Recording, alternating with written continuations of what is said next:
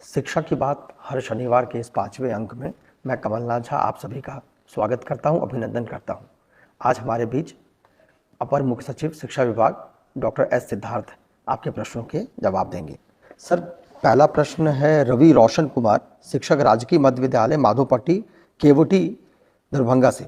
इनका सवाल है सर कि शिक्षकों और बच्चों के सृजनात्मक लेखन को प्रोत्साहित करने और उनकी रचनात्मक कौशल को एक मंच प्रदान करने के लिए शिक्षा विभाग द्वारा अर्धवार्षिक अथवा वार्षिक तौर पर एक मेगा इवेंट का आयोजन किया जाए। इस इवेंट में विभिन्न प्रकार की प्रतियोगिता का आयोजन हो, यथा क्विज, निबंध, भाषण, वाद विवाद, क्रॉसवर्ड आदि। देखिए, ये सुझाव बड़ा अच्छा है और यूजुअली जो अन्य एजेंसीज आयोजित करती है ओलंपियाड करके, तो हम लोग इस ओलंपियाड की प्रथा को फिर शुरू करेंगे। और विशेषकर मैथ्स ओलंपियाड है, साइंस ओलंपियाड है, ये दो सब्जेक्ट है जो बहुत इजीली हम लोग इवेलुएट कर सकते हैं। जहाँ तक वाद विवाद और एसे और राइटिंग है, ये इसमें इवेल्यूएशन का बहुत कठिन प्रक्रिया है, बट उसका भी हम लोग रास्ता निकालेंगे। लेकिन हम लोग शुरू करेंगे पहले मैथ्स और साइंस से, जो इमीडिएटली हम लोग उसको ऑनलाइन एग्जाम लेंगे और उसके बाद रिजल्ट आ जाएगा। और भाषा है और जो वाद विवाद है, इसके लिए अलग से कार्यक्रम। बट मैं ज़रूर इस सुझाव से सहमत रखता हूँ और हम लोग कोशिश करेंगे कि जल्द ही जल्द ये ऑनलाइन जो ओलंपियाड की प्रक्रिया है, ये class 4, 5, 6, 7, 8, 9। Thank you so much sir. एक बच्ची प्रिया कुमारी जो 7वीं में पढ़ती है, उत्क्रमित मध्य विद्यालय धर्मपुर नालंदा से है। इसने सवाल पूछा है सर कि स्कूल का संचालन फुल डे है, जिसके कारण यूनिफॉर्म की सफाई, स्कूल बैग, जूतों की सफाई एवं बाल और नाखून की कटाई का पर्याप्त समय नहीं मिल पाता है, जिसके कारण कभी कभी गंदा यूनिफॉर्म या नहीं सूखने के कारण गीला यूनिफॉर्म ही पहनकर स्कूल जाना पड़ता है। क्या शनिवार को स्कूल का संचालन पूर्व की भांति हाफ डे नहीं हो सकता है? देखिए, हाफ डे का तो समस्या है, क्योंकि आरटी में हमको एक सप्ताह में कितने घंटे पढ़ाना है निर्धारित है। और यदि बच्ची को ये समस्या है, ये समझता हूँ, क्योंकि जब भी मैं किसी विद्यालय में जाता हूँ तो बच्चा बोलता है कि मैं पूछता हूँ कि क्यों यूनिफॉर्म नहीं हुआ? सर, वो गीला हो गया, पीछने के लिए डाल दिया जी। तो ये समय समय पर कौन पीछने के लिए डाला है और कौन जानबूझ के यूनिफॉर्म में नहीं आया है, इसका हमेशा डाउट रहता है।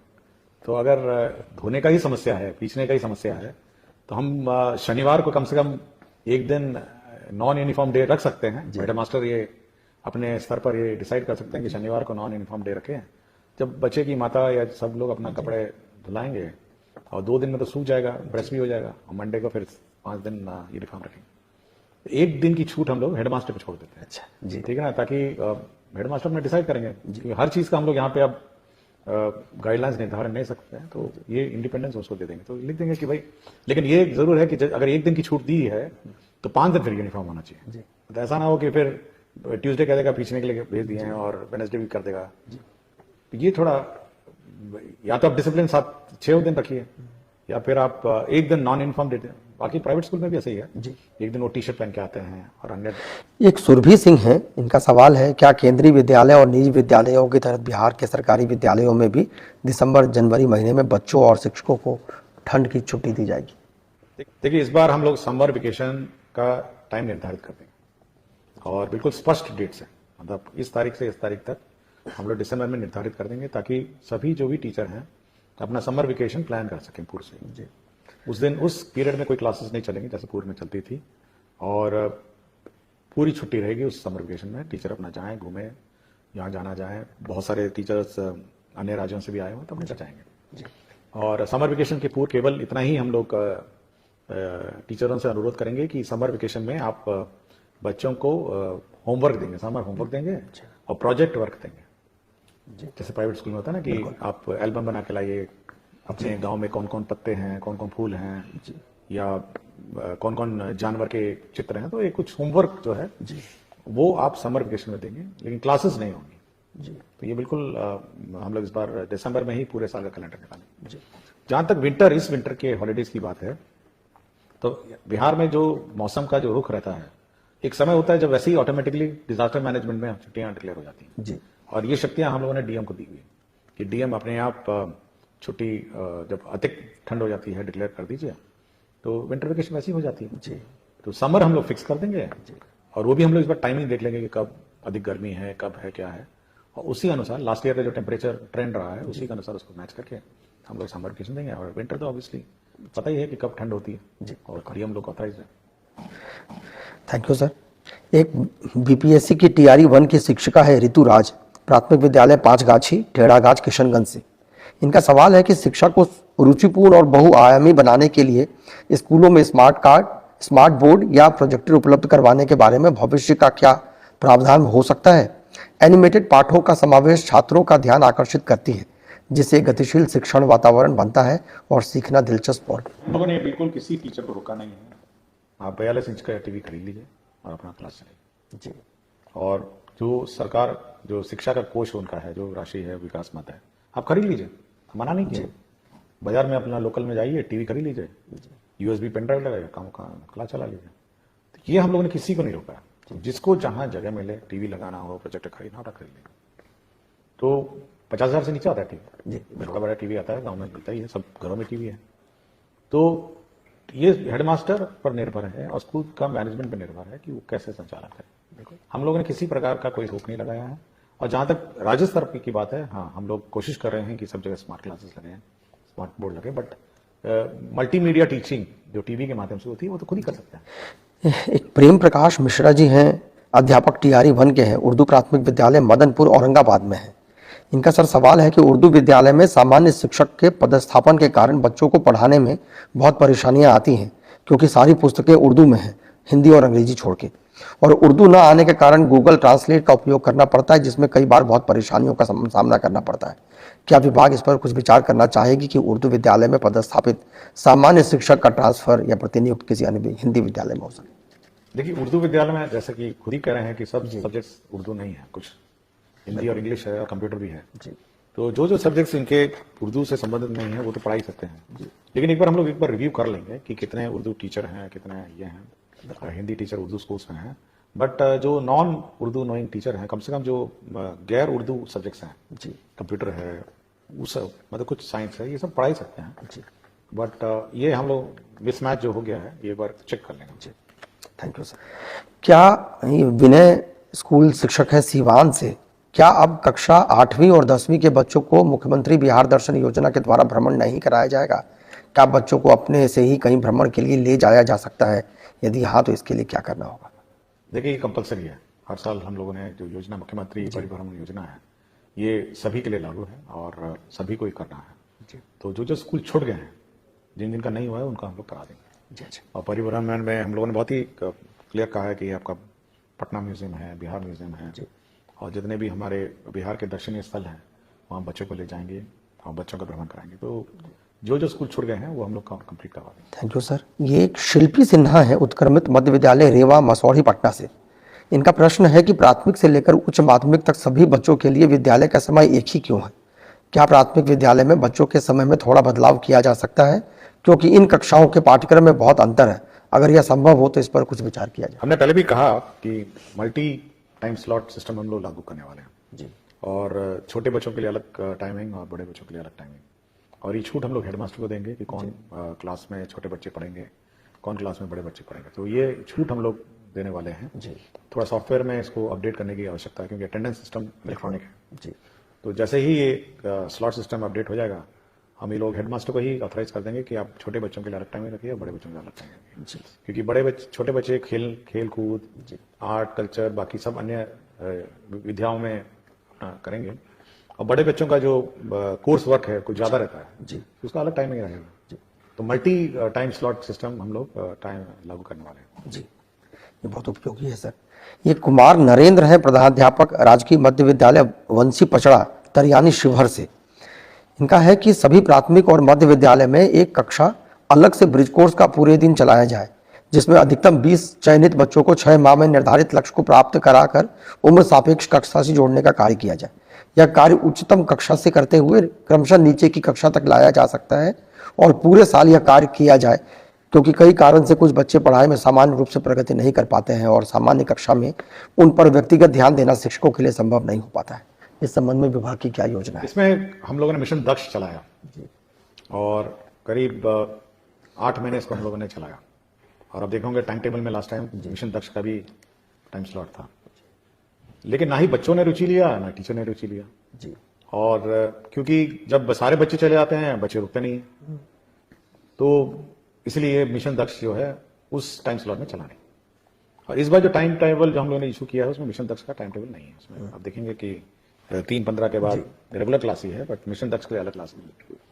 हम लोगों ने ये कहा कि जो कमजोर बच्चे हैं वो हर क्लास के प्रथम 2 रो में बैठेंगे, first row and second row. बाकी जो सामान्य स्टैंडर्ड के बच्चे हैं वो पीछे बैठेंगे, ताकि जो टीचर है वो उस पर नजर रखेगी कि सामने वाले 2 रो में बच्चे पढ़ रहे हैं नहीं पढ़ रहे। क्योंकि मैं जब भी इंस्पेक्शन में जाता हूँ तो देखता हूँ सबसे कमजोर बच्चा सबसे पीछे बैठा रहता है, बिल्कुल, और सबसे चालाक बच्चा सबसे आगे बैठा रहता है, और पीछे जो बैठा रहता है वो दूसरी दुनिया में खोया रहता है। उसकी ना किताब रहती है, ना बैग रहता है, ना यूनिफॉर्म रहता है। ऐसा लगता है जैसे जबरदस्ती वो स्कूल में बैठा है। तो हम लोग ने कहा इस प्रकार के बच्चों को प्रथम बेंच पे और सेकंड बेंच पे बैठिए। और प्रथम बेंच और सेकंड बेंच में आजकल देखेंगे ना बहुत स्मार्ट और इंटेलिजेंट स्टूडेंट बैठते हैं, बिल्कुल, और बिल्कुल ध्यान देते हैं, बिल्कुल कॉपी वॉपी सब ठीक रहता है, यूनिफॉर्म। ये पीछे बैठे और ये कमजोर बच्चे आगे बैठे, ताकि कमजोर बच्चे अच्छे बच्चों से सीखे पहले तो, और टीचर की नजर रहेगी। तो पहले तो ये है। दूसरा, हम लोग ये व्यवस्था भी करने जा रहे हैं, जो हमारे स्कूल्स हैं ये 4 साढ़े 4 बजे खाली हो जाते हैं, 5 बजे तक तो स्कूल लॉक हो जाता है। और ये बहुत इंपॉर्टेंट एसेट है, मतलब ये शिक्षक जगत में ये बहुत इंपॉर्टेंट एसेट है एजुकेशन सिस्टम में। तो हम लोग चाहेंगे जो ग्रामीण क्षेत्र में जो लड़के हैं, जो पढ़े लिखे लड़के हैं, वो कुछ एक्स्ट्रा क्लासेस अगर ऑफ टाइम में ले सकें, और तो हम लोग इन बिल्डिंग्स को और इन क्लासरूम्स को उपलब्ध कराएंगे। और ये जो कमजोर बच्चे हैं, देखे होंगे गाँव में कमजोर बच्चे हैं, वो उसको पढ़ाने का कोशिश करेंगे। 5 बजे रात को, 6 बजे रात को, 7 बजे रात को हम लोग बिजली इन्वर्टर की व्यवस्था करेंगे। लेकिन ऑफ स्कूल आवर्स में अगर ये इस टाइप के जो स्थानीय लड़के हैं, प्राइवेट ट्यूशन बहुत लोग चलाते हैं, बिल्कुल, तो कुछ ऐसी कोई व्यवस्था कोशिश कर रहे हैं हम लोग कि ये जो कमजोर बच्चे हैं उनको अलग से 5, 6, 7 बजे रात को उनको पढ़ाया जाए। जब खेले वेले का समय खत्म हो जाए तो कुछ बैठ के 1 घंटा 2 घंटा पढ़ाया जाए। तो हमारी इच्छा है कि बड़ी जल्दी से इसको ब्रिज को इसको कंप्लीट करना पड़ेगा। बहुत सारे हम लोग अभी इवैल्यूएशन हम लोगों ने किया है, तो बहुत सारे बच्चे हैं जो इस प्रकार पीछे पिछड़ गए हैं अपने अपने क्लासों में। तो पिकअप करके उसको कैचअप करना भी हमारे अब चैलेंज है, और वही हम कोशिश कर रहे हैं कि 5 से 7 बजे रात को अंधेरे में अपना क्लास चलेगा। कुछ बच्चे लोकल गांव में बहुत पढ़े लिखे हैं, बहुत लोग हैं पढ़ने लगता है, कुछ फीस दे के पढ़ेंगे ट्यूशन, कुछ फ्री में पढ़ेंगे, तो कुछ इसी प्रकार की कोई व्यवस्था हम लोग करेंगे। बहुत हेल्पफुल है सर। ये गिरीश चंद्र जी हैं, विद्यालय अध्यापक हैं, उत्क्रमित मध्य विद्यालय बाभनगंज पोठिया किशनगंज से। इनका है शिक्षा कोष पर डेली क्लास एक्टिविटी के रूप में कंपलसरी पाठ जोड़ा जाए, जिसमें प्रत्येक कक्षा में मासिक सिलेबस के अनुसार शिक्षकों के द्वारा क्या पढ़ाया जाना है का जिक्र हो। साथ ही प्रत्येक दिन पढ़ाए जाने वाले पाठों की जानकारी तस्वीर के साथ शिक्षकों के द्वारा खुद के आईडी से अपलोड करने की व्यवस्था होनी चाहिए। इससे गुणवत्तापूर्ण शिक्षा के प्रयास को और मजबूत। कितना आप अपलोड करवाइए हर चीज को। देखिए, हम हमेशा चाहते हैं कि शिक्षक जो है मोटिवेटेड और अपनी स्वेच्छा से इंडिपेंडेंट है। जितना आप कहिएगा कि इधर जा रहे हैं तो वो भी अपलोड करिए, उधर जा रहे हैं अपलोड करिए, ये भी करिए तो अपलोड करिए, तो भाई ये तो आपको लोकल स्थानीय व्यवस्था है और हेडमास्टर और टीचर की कमेटी का व्यवस्था है। अभी हाल ही में मैं आरा गया था। आरा में एक स्कूल में मैंने देखा कि वहां पे दीवार पे ही लिखा हुआ है, मतलब पूरा का पूरा टाइम टेबल है कि सप्ताह में मतलब कौन सा क्लास का कब टाइम टेबल होना चाहिए, क्या चैप्टर होना चाहिए, पूरा लिखा हुआ है। और ये भी अंकित है कि वो चैप्टर ऑन टाइम है या पिछड़ गया है। तो ये हेडमास्टर बहुत ही जहां जहां इनोवेटिव है, जहां जहां मेहनत कश है, वहां तो उन्होंने सुनिश्चित कर दिया कि भाई टाइम टेबल किस टाइम टेबल है, चैप्टर 5 होना चाहिए जी, क्या हम चैप्टर 5 पहुंचे हैं या चैप्टर 5 से पहले चल रहे हैं। तो हर क्लास का, हर टीचर का उसने पूरा मैपिंग किया हुआ था। तो ये हेडमास्टर और टीचर लोग अपना करें, और मेरे विचार से अगर स्कूल अपने एक एज अ टीम जी करेंगे तो ये हम लोग रोज, मैं बार बार बोलता हूँ, पुलिसिंग हमसे क्यों करवा रहे हैं, क्यों चेक करवाना चाहते हैं रोज। आप अपनी टीम है, आपका बच्चा है, पढ़ाइए ना, बिल्कुल सब छूट आपको दी हुई है, आपको समय भी निर्धारित है। तो आप अपने मोटिवेशन से ये सब काम करिए और कोशिश करिए कि एक मॉनिटरिंग सिस्टम स्कूल में अपने इंटरनली भी बिल्कुल बिल्कुल हर चीज ई शिक्षा कोष में नहीं हो, क्योंकि आप फिर तंग आ जाएंगे कि ये भी डेटा डाला जाए, वो भी डेटा डाला जाए, मिड डे मील भी डाला जाए, अटेंडेंस भी डाला जाए, सब कुछ डाला जाए। तो बाद में लोग, शिक्षक ये कहने लगेंगे कि भाई हम लोग तो ई शिक्षा कोष को जवाब देते देते समय बीत गया, पढ़ाएंगे नहीं। हम तो कह रहे हैं पहले पढ़ाइए ना, पहले पढ़ाइए। हम तो बहुत लिमिटेड डेटा आपसे लेंगे ना, हर चीज का डेटा थोड़ा ना हम लोग ले रहे हैं आपसे, केवल अटेंडेंस लेता हूं, मिड डे मील का भी मैंने बोल दिया है, और बाकी जब सब स्कूल में टैब होगा तो फिर कुछ और डेटा मांगा जाएगा। बिल्कुल, लेकिन हर चीज का हमको मत कहिए कि ई शिक्षा कोष में होना चाहिए, स्कूल अपने नियंत्रण और अपने डिसिप्लिन में चले। बिल्कुल सर। एक मोहम्मद वासिम अहमद हैं, ये उत्क्रमित हाई स्कूल रामनगर इस्माइलपुर भागलपुर से है। I request you to please give instructions to all the DOs and DPOs to release list for 6 residential training by Friday evening और ऑन सैटरडे बाई 4 PM। ये तो फ्राइडे की बात कर रहा हूं, मैं कहता हूं एक सप्ताह पहले होना चाहिए। बिल्कुल सब परिवार को अपना प्लानिंग भी करना ना कि कहीं बाहर जाए, और मैंने ये भी कहा है कि अपने जिले में ही ट्रेनिंग हो जी, और बायोमेट्रिक भी हो। तो मैं चाह रहा हूं, मैं कोशिश में हूं कि सभी जो ट्रेनिंग है उनके अपने जिले में होंगी और एक सप्ताह पहले कम से कम एडवांस सूचना होनी चाहिए। बहुत अच्छा है सर। सर इसमें एक महेश कुमार है, विद्यालय अध्यापक है, 9वीं 10वीं में पढ़ाते हैं सामाजिक विज्ञान। ये नवराष्ट्र विद्यालय पताही मुजफ्फरपुर से है। ये सामाजिक विज्ञान में बिहार टेक्स्ट बुक का 2005 के बाद के आंकड़े को अपडेट नहीं किया गया है, जिसके कारण 2024 में भी 2001 के जनगणना के जुड़े आंकड़े दिए गए हैं जो उपयोगी नहीं है। इसे 2024 तक अपडेट किया जाए और प्रत्येक वर्ष सभी किताबों को अपडेट किया जाए। ये तो हम लोग का डायरेक्शन है, हर वर्ष इसको अपडेट किया जाए। मैं एक बार चेक करा लूंगा, मेरी जानकारी में सब अपडेटेड किताबें हैं और इस बार प्रिंटिंग से पहले हम सब चेक कर लेंगे अपडेटेड अपडेट हो। Thank you so much sir, Thank you very much. बहुत बहुत शुक्रिया।